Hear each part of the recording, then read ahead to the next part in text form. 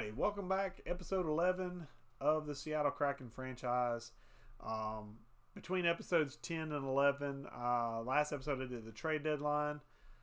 So I went through that, traded a couple of pieces, traded away Adam Henrique, traded for Max Domi, traded away Christopher Tanev. So we moved a couple of different pieces around. We picked up Travis Hamonic in a trade, a low-end trade. Which I think actually is not a bad deal. And I went through and I edited the lines. And this is the new setup. So Max Domi replaces Adam Henrique on that first line. And he is partnered with Duclair and Zaka. So we're going to see. He basically has about 20 games to kind of prove himself to a point where I feel like I can re-sign him, and I'd re-sign him to the same term as Duclair, so he'd probably get about a 5-year deal. Second line is going to be Beauvillier, but he is currently hurt. He'll be back on March 2nd. Jankowski's anchoring that spot with Sorelli and Josh Anderson. I have looked, and once Beauvillier comes back, Jankowski will actually move into the fourth line spot, and Nick Dowd will become our backup, our depth player. Mainly because he fits in a lot of different places. So if I had injuries in those last 20 games, I can plug him in a variety of spots. It will upset him a little bit because he's a fourth line forward. So putting him on the bench as a healthy scratch is not going to make him happy long term. But with 20 games left, he's a 78 overall. I'm not terribly worried about making him angry. But he has been a good player for us. I don't like doing that, but I need to get some better quality youth out there, and he is not part of that plan. Neil moved over from right wing to left wing to accommodate Vinny Hinostroza. Philippe Scheidel is still in the center spot there. Our center core, I feel like, is pretty good, top three lines. I liked it with Henrique, but I really like it now with Domi, especially with Duclair and Zaka. I'm hoping Domi can help Duclair get some more goals. Maybe not score as many. He's a great passer and deeker, so he's going to be good in one-on-one. He's not the greatest shot, though. So there is that, but I mean, he's a little firecracker. He's the son of Ty Domi, so he's got some fighting skill in there, even though he's 5'10", 192 pounds. But I'm hoping that his faceoffs are not the greatest, so I could potentially move him to wing, 77 versus 75. I'm gonna keep him at center. Excuse me. But that's our lineup now. On defense, it's a little different as well. Tanev is out. Brendan Carlo, I'm going to move up to the first defensive pairing. I know I kind of poo-pooed on him in that last video. Was disappointed with his development as a whole. But with a +5, he's an 86 overall. Going with Gossa Spears, 88 overall. So I'm hoping these guys can maybe find some chemistry and click. Kulikov, a guy I picked up in a minor deal. I'm putting on the second defensive pairing with Travis Hamonic. Another guy I picked up at the deadline. Devin Taves and Steven Johns are not broken. I'm not changing them. I'm not fixing them. They're good. The problem with that is it does put Derek Forbert on the bench, which is not ideal, but Kulikov's contract is only good for the end of this year. And again, this is a guy that is basically now our 7th defenseman, so we're really good depth-wise, but I feel like his morale may take a little bit of a hit as the season goes on, but we only have about 20 games left. I don't think it's going to take that big a hit, so we'll just go from there. We'll see what happens. I may try and pop him in for a game or two here and there.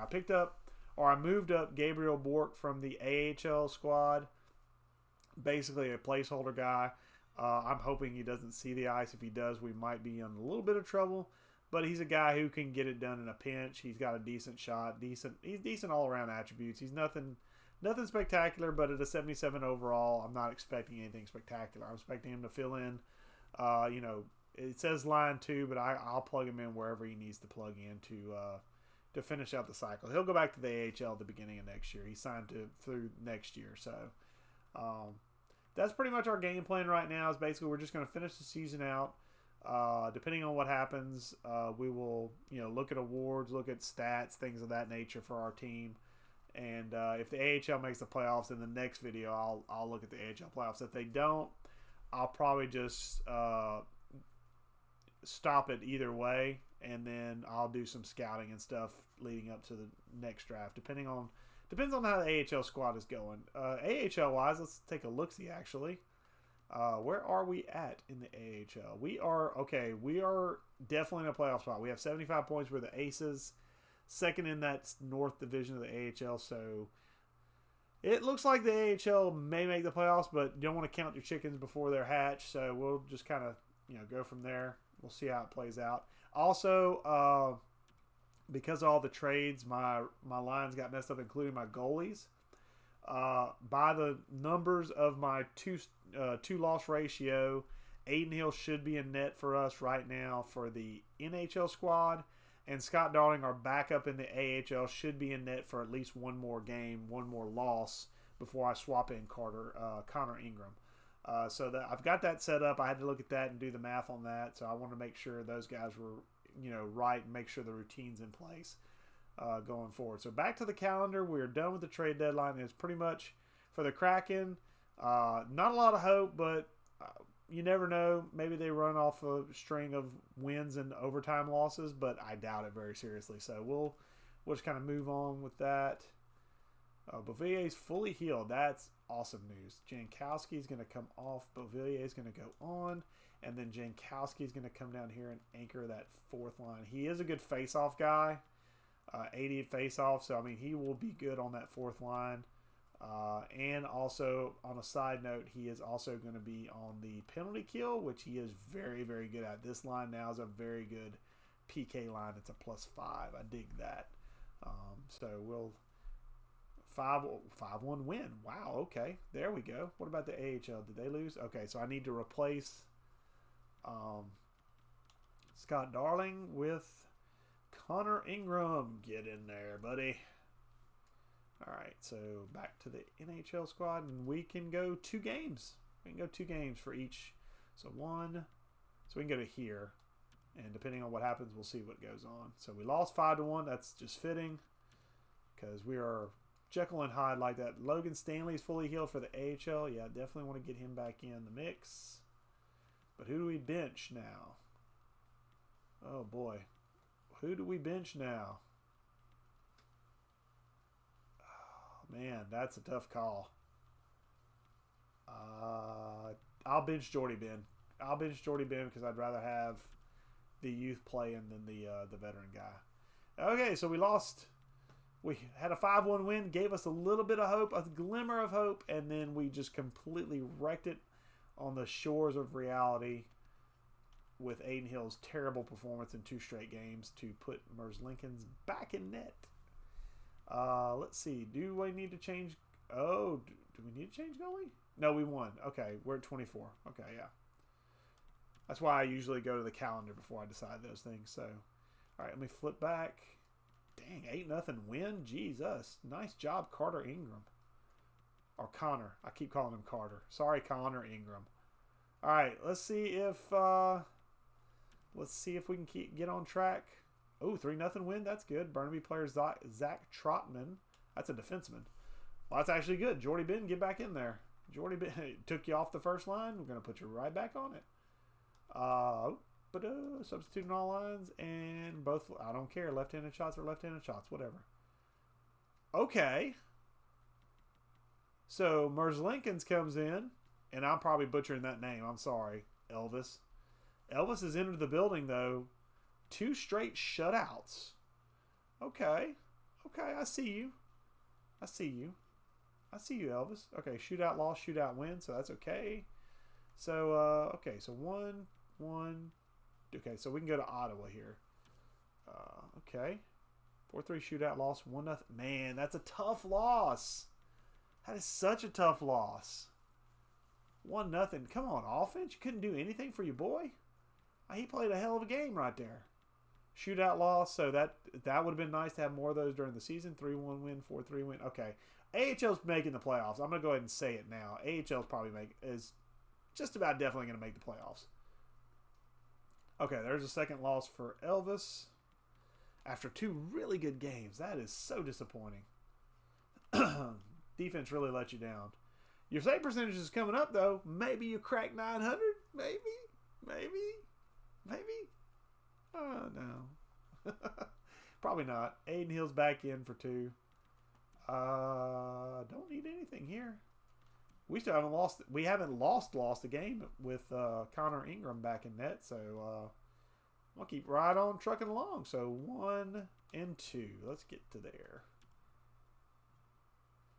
Burnaby player Alan Kine has been injured with back spasms. Okay, so let's get Darlene in there. Darlene, get in there.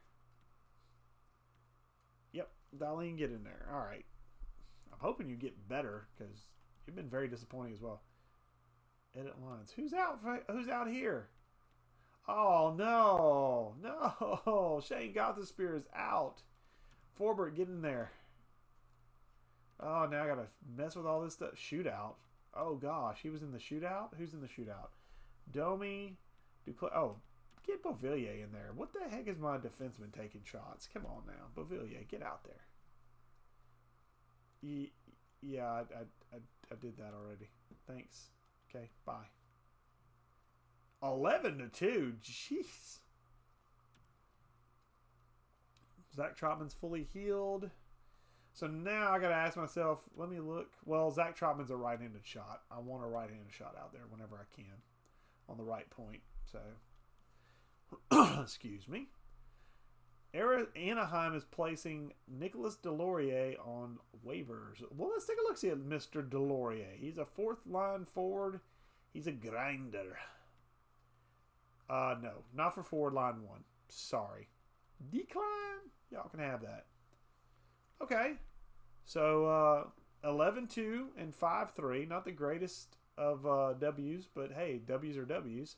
And man, the Burnaby Aces are just on autopilot right now. That is beautiful. All right, let's see. Shane Gothespear is fully healed. Thank the Lord. Okay, let's get Forbert out. No offense, Forbert. Get out. and Gothespear back in. Travis Hamonic has been injured with an MCL sprain. Okay, well, guess what?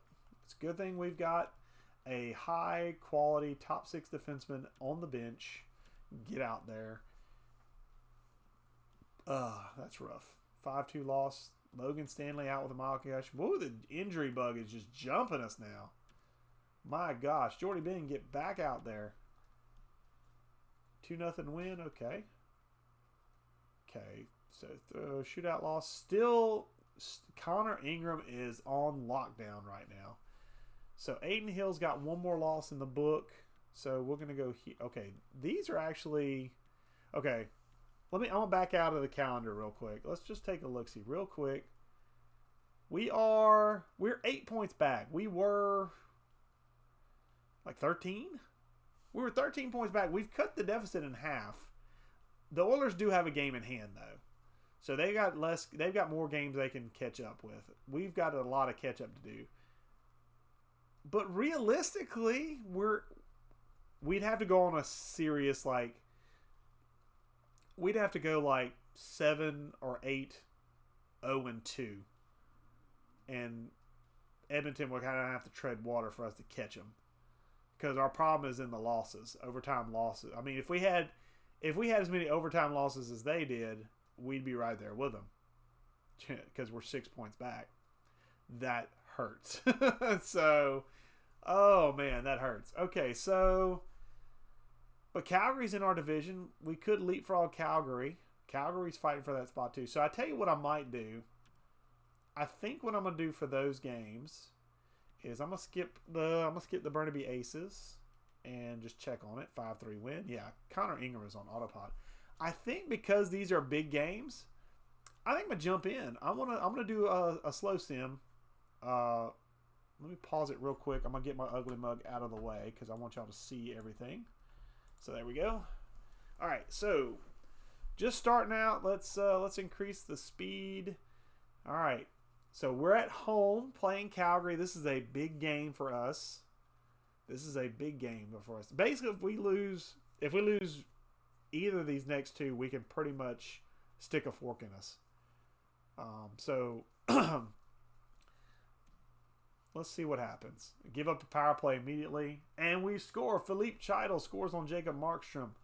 Third line, getting her done, and we give up a power play goal. Oh, is that Elias Lindholm? All right, Aiden Hill, you got to hold us. Oh no! Shore with a goal. Makes it 2-1 Calgary. Oh, dear. Oh, dear, oh, dear, oh, dear. Okay, so Philippe Chido got to start it off. We need... Where's our first line? We need our first line. How about our second line? Just whoever. I need scoring. I need somebody to score. There we go. First line. There you go. Call out the first line. There they are. Okay, come on, guys. Aiden Hill's not having a great game. We've got to play some defense in front of him, please. Please. Can we get another one? Do we have another one in us? Come on, second line. Where's my second line? Give me some depth goal scoring. No, not you guys. Declare that first line. Okay, there we go. First line's contributing. We're chipping in. Aiden Hill. Come on, man. Aiden. Please, be a wall. And second line. I don't like calling out my second line, but my first line has done its job. Offensively, they have probably allowed some defensive lapses too. So, yeah, I need my second line. I need Beauvillier. I need... Oh, jeez. Milan Lucic? Are you serious? Dude's like a boat anchor. Come on. Golly. Yeah, there's no comeback in Seattle today, boys and girls. Declare. Then we... stop it! Shore and Hinostroza. Regulation lost 6-5. Oh, Aiden Hill, you're horrible. You are horrendously bad. I think that pretty much stuck a fork in us, to be quite honest.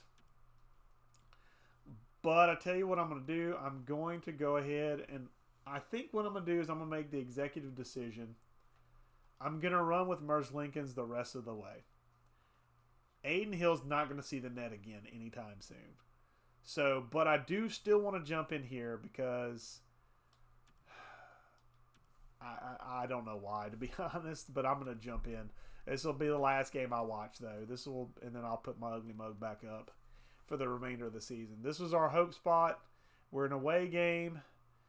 Power play. Oh, thank goodness. Power play. Anthony Duclair has been scoring. Anthony Duclair put up, I believe, 2 goals that last game. He's put up a goal here. That first line I might have found an answer on the first line. And wow, look at that defensive performance. 4 shots allowed to Edmonton. And through one period, we were up 1-0 on the road in Edmonton. Okay, boys. Power play needs to work a little bit. We had like a 25-minute power play, it felt like. And you barely scored at the end of it. We had basically 4 power plays in there. Because we went 5-on-4, 5-on-3, then back to 5-on-4. And you finally got one. So, come on, guys. Give me some goal scoring. Elvis, hold it down, baby. Just hold it down. Beauvillier, there's my second line. There's Beauvillier. All right, go on. 22-4 on shots. Okay. Apparently, they weren't listening to me for the first game. They're definitely listening to me for the second game because they have put the clamps on defensively on Edmonton. We're up 2-0. And we're up 2-0 with 2 periods down. We've allowed 10 shots through 2 periods. That is impressive. Elvis, you have the routine.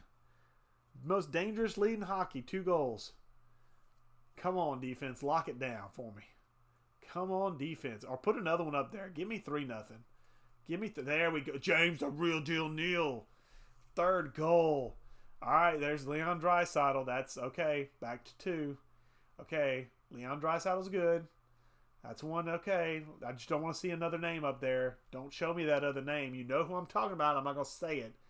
It's like Voldemort. You call him, and Connor McDavid doesn't do anything. Okay, we win 3-1.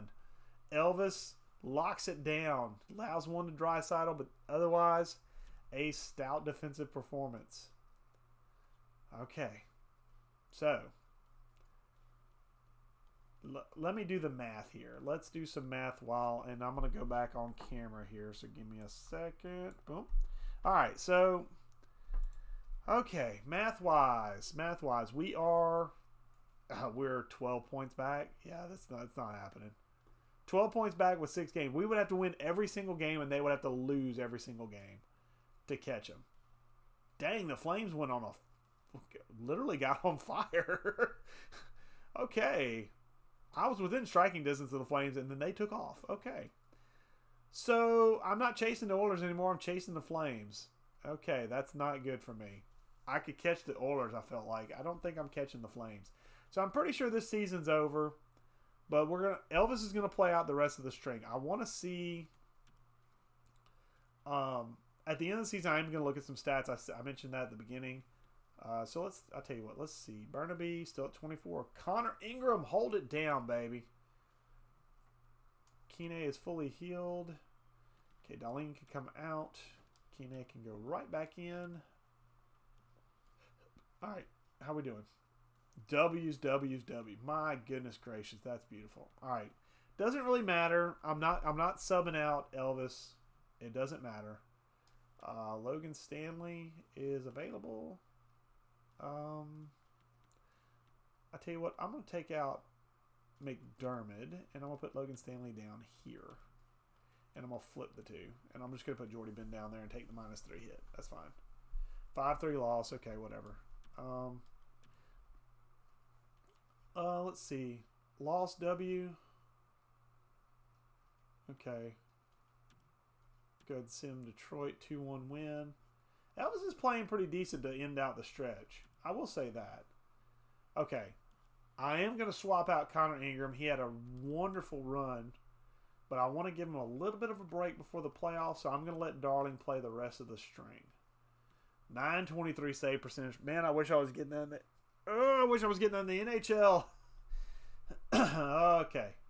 So, we are going to make the playoffs. Yeah, we are locked in the playoffs with the Burnaby Aces.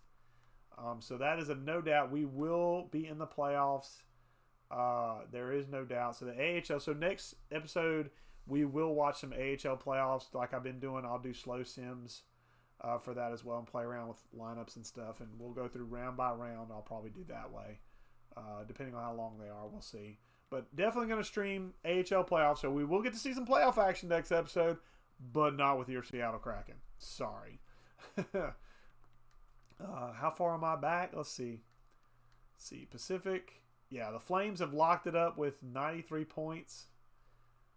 And yeah, 93 points. My goodness, this Pacific is tough as nails.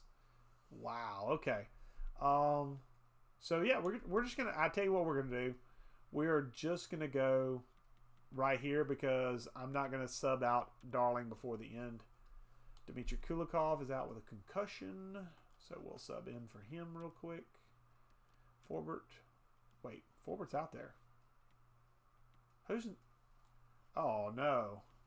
Oh, no.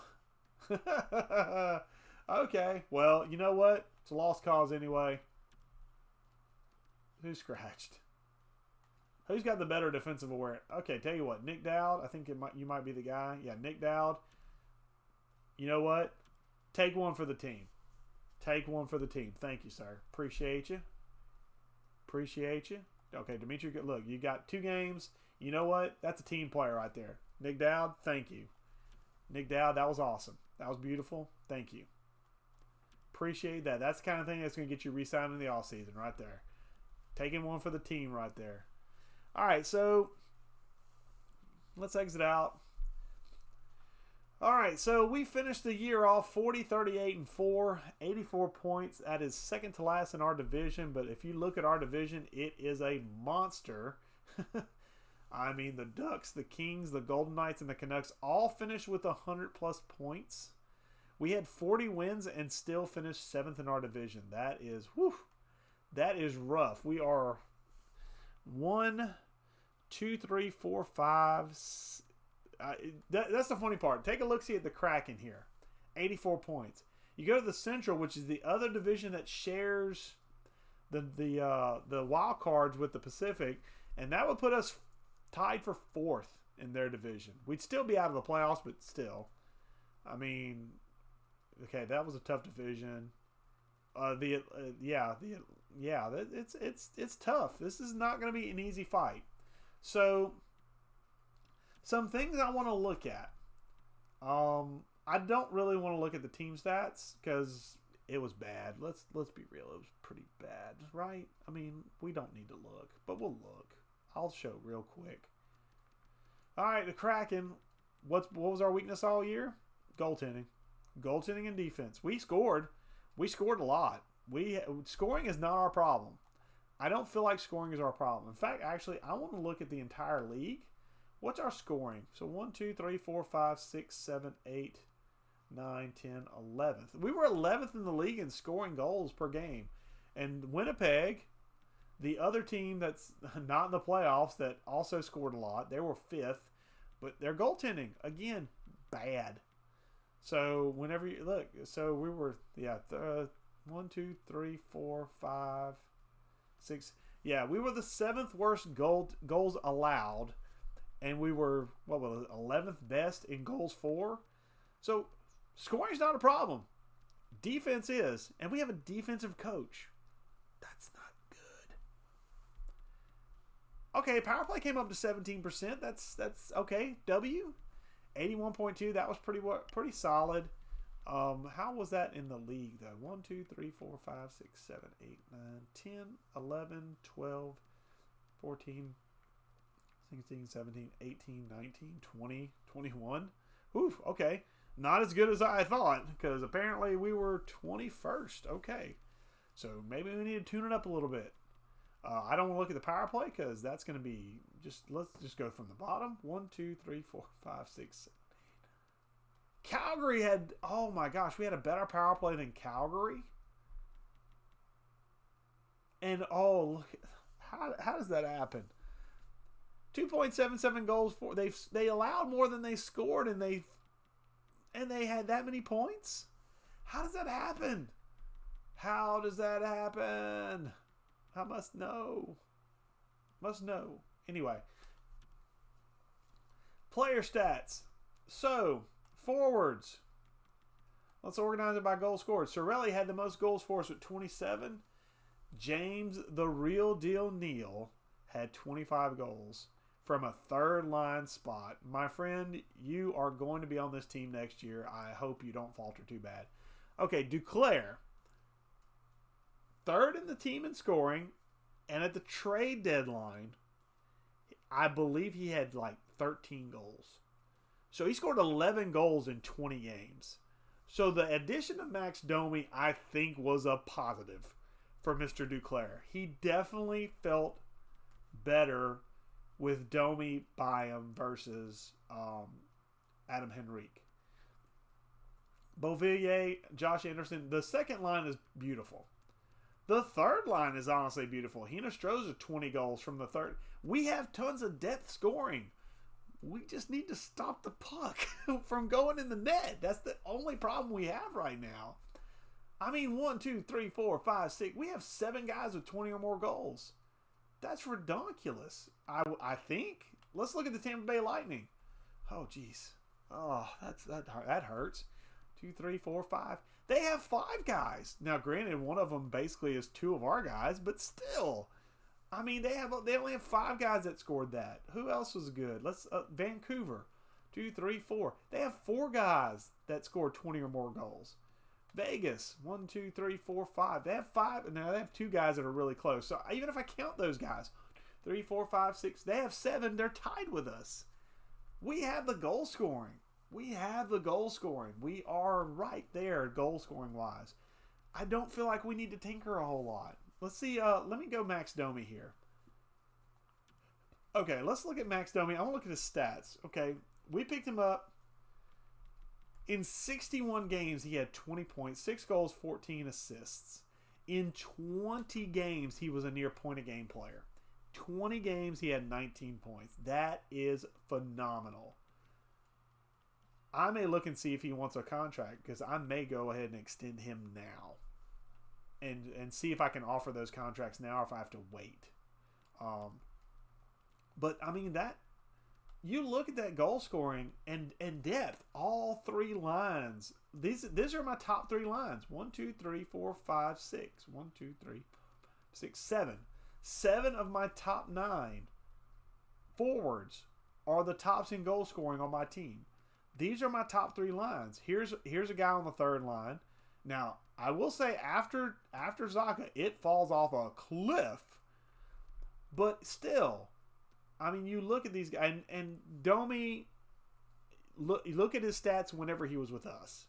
With us, he was a near point a game player. That first line was clicking. We are not far away. Yes, did we make the playoffs year one? No.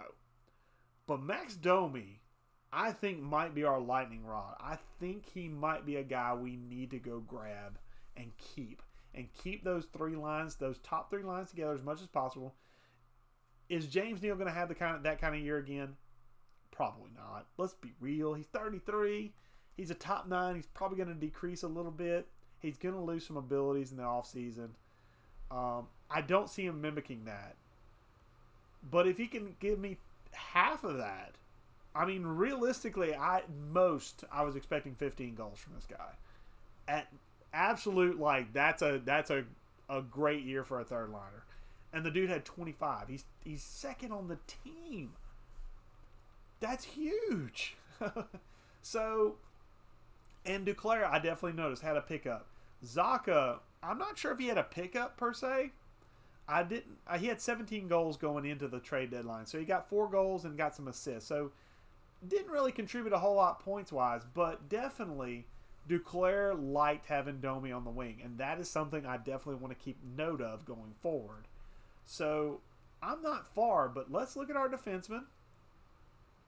Okay, Devin Taves had 12, so that's a third pairing defensive guy. Third pairing. And that would put him 8th on the team in scoring. Because we had 7 guys that broke 20. Was it 7 guys that broke 20? 1, 2, 3, 4, 5, 6. Oh, shoot, 7. Because there's 7 right there. Yeah. I mean, yeah, he'd be 8th on the team because the next guy was 11. So, defenseman-wise, yeah, he scored a ton.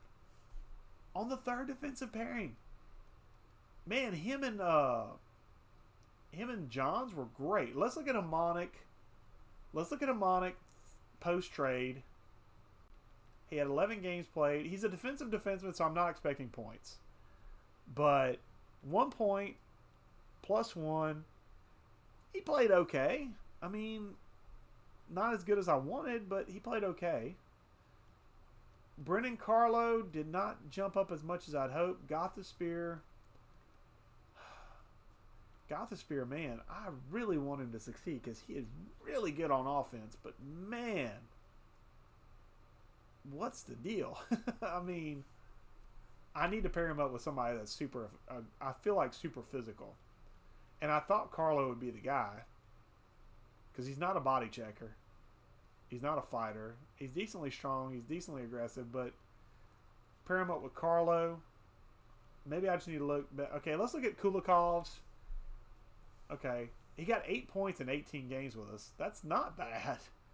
That's not bad at all. In Colorado, he had 11 points in 63. In our team, he had,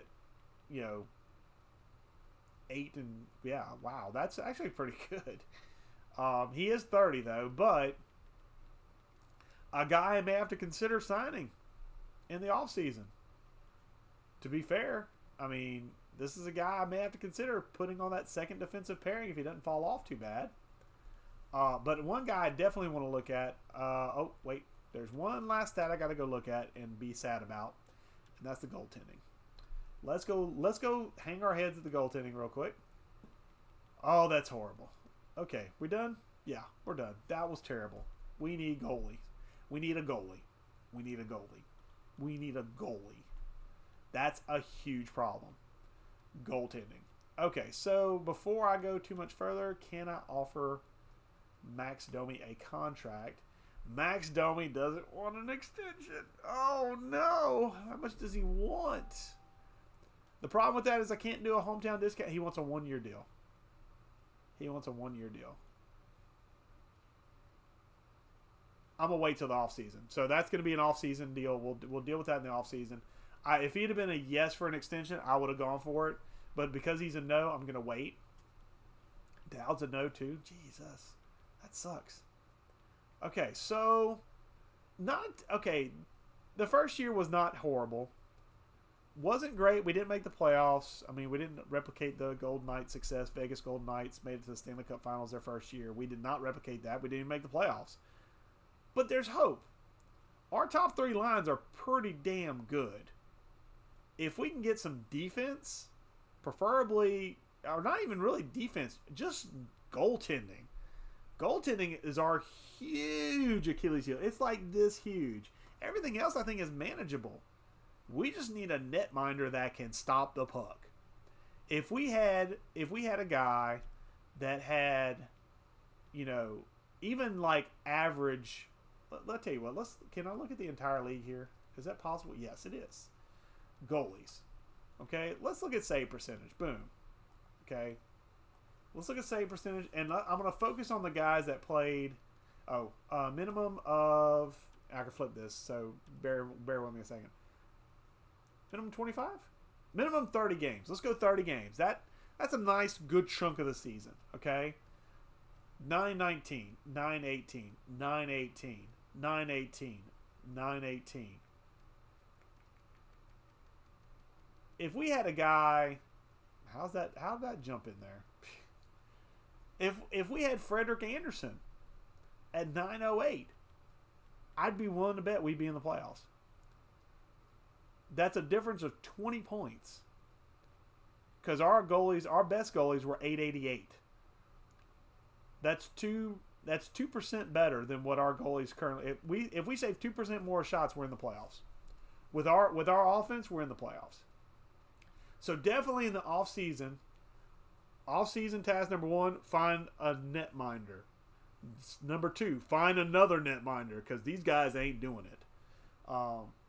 But we have some bright spots. We have a bright spot. We did make the playoffs with the Burnaby Aces. So let's take a look at our Burnaby Aces offense real quick. And let's go forwards. And I'll end the video after this. I realize it's going a little longer than I wanted it to. But I wanted to get through all of this and show it off.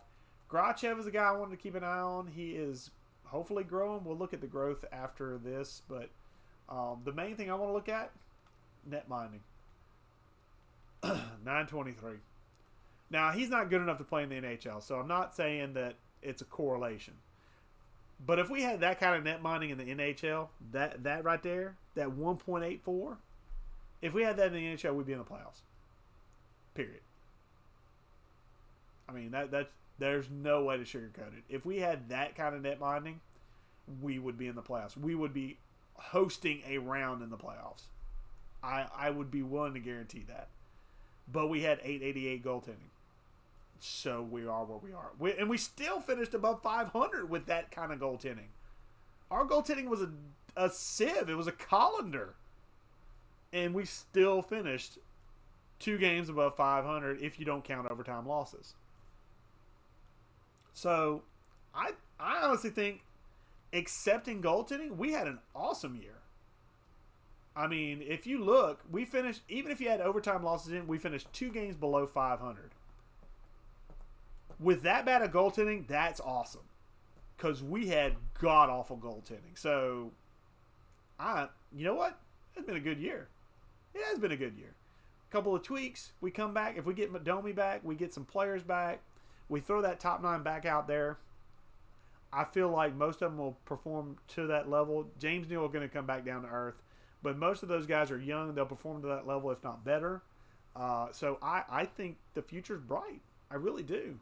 So I'm happy with where we're at, excepting goaltending. We got to get a goalie. But next episode we will do the AHL playoffs, and then depending on how the playoffs go, we might go round by round just to kind of keep it fresh, or we'll see how it plays out. I've watched other NHL franchise videos. Sometimes they do the entire playoffs in one sitting. Sometimes they do it round by round to kind of give it a unique feel. It just depends on how it goes. But we will do the AHL playoffs in the next video at least. And hopefully soon enough we'll get to off season and get to play around with that and get this team on the right track in year 2.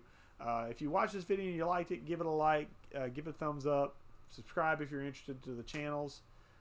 This will be hosted on Grown Folks as well as my own personal channel. If you got any comments, please leave them in the comment section. I always like to read comments if I see them. Until next time, catch you later.